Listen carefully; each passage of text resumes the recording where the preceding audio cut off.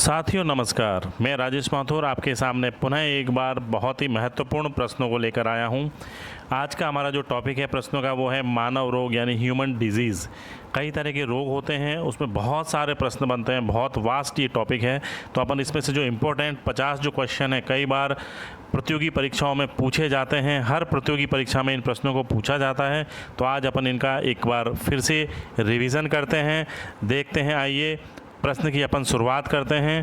पहला प्रश्न है, आधुनिक एंटीसेप्टिक सर्जरी का जनक कौन है? Joseph Lister, Edward Jenner, Louis Pasteur या विलियम हार्वे?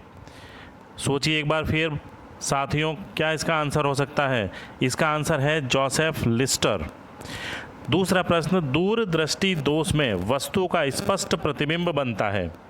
नेत्र रेटिना के पीछे, नेत्र रेटिना के सामने, प्रतिबिंब नहीं बनता या व्यक्ति की उम्र पर निर्भर? तो इसका आंसर है नेत्र रेटिना के पीछे बनता है।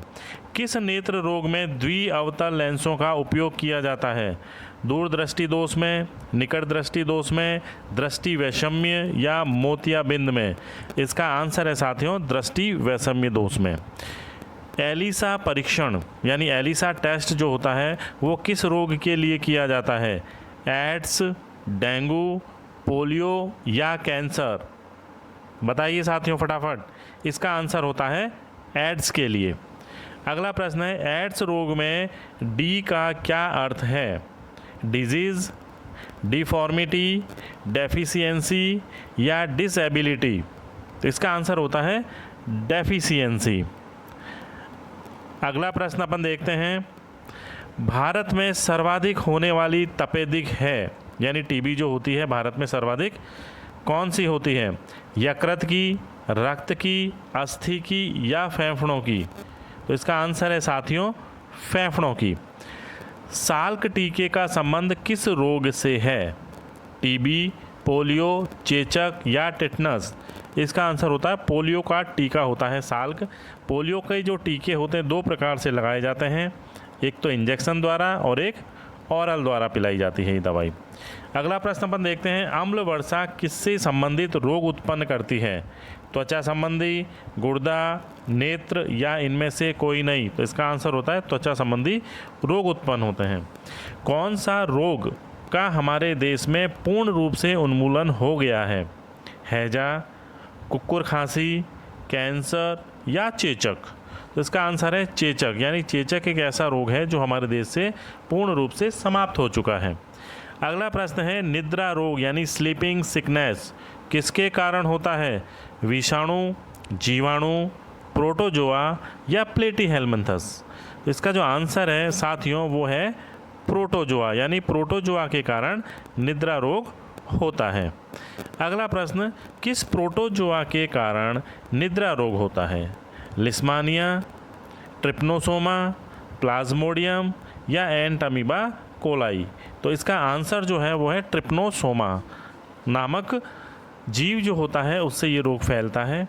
निद्रा रोग में कौन सा अंग प्रभावित होता है?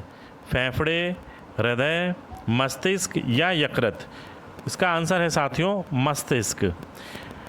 निद्रा रोग में वाहक या द्वितीय पोषक का कार्य कौन करता है?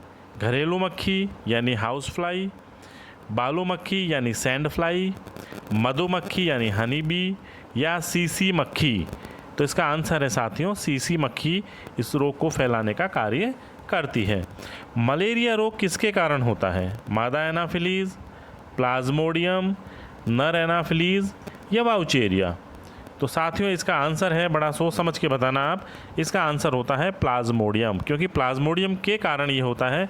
मादा एनाफिलीज केवल वाहक का कार्य करती है, वो इसको फैलाने का कार्य करती है। होता है वो प्लाज्मोडियम एक जीव द्वारा। प्लाज्मोडियम का प्राथमिक पोषक कौन होता है? बंदर, मच्छर, मनुष्य या सूअर? तो इसका आंसर है साथियों मनुष्य, यानी प्राथमिक पोषक जो होता है मनुष्य होता है। आगे का प्रश्न अपन देखते हैं, मलेरिया रोग का वाहक होता है सीसी मक्खी, मादा एनाफिलीज, क्यूलेक्स मच्छर या एडीज मच्छर? तो अब इसका आंसर होगा साथियों मादा एनाफिलीज मच्छर वाहक का कार्य करती है। प्लाज्मोडियम का द्वितीय पोषक यानी सेकेंडरी होस्ट जो होता है वो कौन होता है? मनुष्य, गाय, मक्खी या मच्छर? इसका जो द्वितीय पोषक होता है वो मच्छर होता है, उसी में इसका सेकेंडरी लाइफ साइकिल पूर्ण होता है। प्लाज्मोडियम की पूर्ण वृद्धि प्राप्त अवस्था को क्या कहते हैं? मीरोजॉइड्स, साइजोजॉइड्स, ट्रोपोजॉइड्स या स्पोरोजॉइड्स? तो इसका आंसर है साथियों मीरोजॉइड्स। मलेरिया के कारक की खोज किसके द्वारा की गई? गोल्डफस द्वारा, लुई पास्चर द्वारा, एंटोनी वॉन ल्यूवेनहॉक द्वारा या सर रोनाल्ड रॉस द्वारा? तो साथियों इसका आंसर है सर रोनाल्ड रॉस ने इसकी खोज की थी। मच्छर द्वारा मनुष्य में प्लाज्मोडियम की कौन सी अवस्था छोड़ी जाती है? स्पोरोजॉइट, मीरोजॉइट्स, साइजोंट या ट्रोपोजॉइट्स? तो इसका आंसर है साथियों स्पोरोजॉइट्स जो है ये इसमें मनुष्य में छोड़ी जाती है। अगला प्रश्न अपन देखते हैं, प्लाज्मोडियम की किस अवस्था के रक्त प्लाज्मा में तैरने के कारण ही मनुष्य में कंपकपी के साथ तेज बुखार आता है? साइजोइड्स, ट्रोपोजॉइड्स, स्पोरोजॉइड्स या मीरोजॉइड्स? तो इसका आंसर है साइजोजॉइड्स जो होता है जब इसको रक्त में छोड़ा जाता है तो मनुष्य को तेज कंपकपी के साथ बुखार आता है। मनुष्य के शरीर में प्लाज्मोडियम के जीवन का कौन सा चक्र पूर्ण होता है? लैंगिक चक्र, अलैंगिक चक्र, लैंगिक तथा अलैंगिक चक्र दोनों या इनमें से कोई नहीं? तो इसका आंसर है अलैंगिक चक्र। पायरिया रोग किसके कारण होता है? Entamoeba coli, Entamoeba histolytica, Entamoeba gingivalis या इश्चेरिकिया कोलाई? तो इसका आंसर है साथियों एंटमीबा जिंजीवैलिस से ये फैलता है पायरिया रोग। पायरिया किस अंग का रोग है? हड्डियों, दांत, मस्तिष्क या हृदय? तो ये दांत यानी मुंह में होने वाला रोग है। कौन सा रोग अमीबियासिस कहलाता है? पायरिया, पेचिस, कालाजार या डायरिया? तो पेचिस रोग जो है वो अमीबियासिस कहलाता है। अगला प्रश्न, किस प्रोटोजोआ के कारण पेचिस होता है? लिस्मानिया, वाउचेरिया, एंटमीबा कोलाई या एंटमीबा हिस्टोलिटिका? तो इसका आंसर है साथियों एंटमीबा हिस्टोलिटिका के कारण ये रोग फैलता है। कौन से प्रोटोजोआ के कारण कालाजार रोग हो जाता है? ट्रिप्नोसोमा, लिस्मानिया, प्लाज्मोडियम या अमीबा? तो इसका आंसर है लिस्मानिया के कारण। कालाजार रोग के कारक का वाहक कौन होता है? बालू मक्खी, घरेलू मक्खी, सीसी मक्खी या उपरोक्त सभी? तो इसका आंसर है बालू मक्खी यानी सैंड फ्लाई जो होती है वो काला रोग का वाहक का कार्य करती है। फील पाँव रोग किस नाम से जाना जाता है? हाथी पाँव, फाइलेरिया, एलिफेंटिएसिस या उपयुक्त सभी?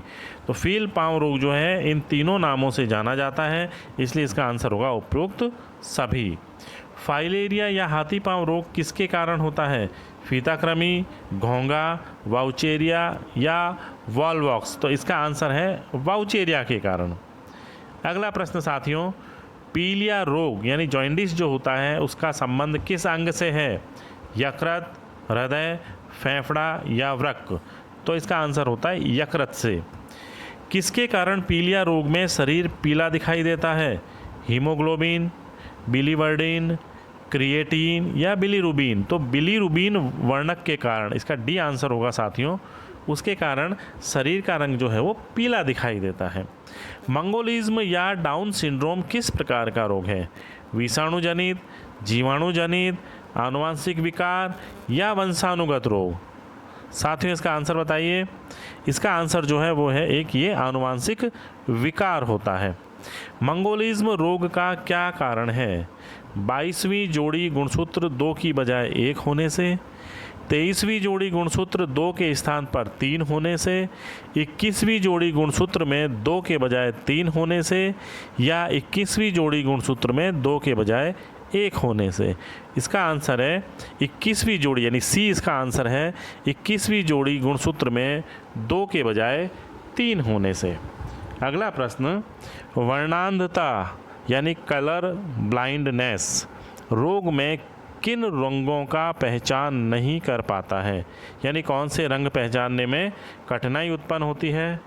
लाल व पीला, हरा व पीला, लाल हरा या हरा नीला। इसका आंसर है लाल और हरे रंग को रोगी जो है वो नहीं पहचान पाता। अगला प्रश्न, वर्णांधता रोग का कारक किसमें स्थित होता है। पुरुष के वाई गुणसूत्र में, पुरुष के एक्स गुणसूत्र में, पुरुष के एक्स तथा वाई दोनों गुणसूत्रों पर, या महिला के एक्स गुणसूत्र पर। तो इसका आंसर होगा साथियों पुरुष के एक्स गुणसूत्र पर स्थित होता है। बी आंसर है इसका। किस रोग में ऊपरी ओष्ठ नासिका तक दो भागों में विभाजित रहता है। Turner syndrome, Klinefelter syndrome, Edward syndrome या पटाउ सिंड्रोम। इसका आंसर है पटाउ सिंड्रोम में। किस रोग को शाही रोग कहते हैं। वर्णांधता, हीमोफीलिया, थैलीसीमिया या क्रतोष्ठ। इसका आंसर है हीमोफीलिया रोग जो है वो शाही रोग है। किस रोग को क्रतोष्ठ यानी हेयर लिप भी कहते हैं। पटाउ सिंड्रोम, एडवर्ड सिंड्रोम, क्लाइनफेल्टर्स या टर्नर सिंड्रोम। तो इसका आंसर है पटाउट सिंड्रोम, जिसमें ऊपर का होठ जो होता है वो नाक तक दो भागों में विभाजित रहता है। ब्रिटेन के राज परिवार के किस सदस्य से हीमोफीलिया रोग प्रारंभ हुआ। महारानी एलिजाबेथ, महारानी मैरी, महारानी विक्टोरिया या क्वीन कैथरीन। तो इसका आंसर है साथियों महारानी विक्टोरिया से ये रोग फैला था, इसीलिए इसको शाही रोग भी कहते हैं। अगला प्रश्न देखते हैं। वह रोग जिसमें त्वचा, बालों, आँखों की पुतली का रंग सफ़ेद दिखाई देता है क्या कहलाता है। हंसियाकार एनीमिया, एल्बिनिज्म, फाप्सी रोग या एडवर्ड सिंड्रोम। इसका आंसर है एल्बिनिज्म। दाद जिसे रिंग वॉर्म भी कहते हैं किसके कारण होता है। शैवाल, कवक, विषाणु या जीवाणु। दाद जो होता है वो कवक के कारण फैलता है। नाखूनों का भंगुरापन रोग का कारक होता है। वायरस, जीवाणु, कवक या निमेटोड। तो इसका आंसर है कवक, यानी ये भी फंगस से होने वाला एक रोग है। पोलियो विषाणु कौन सा है।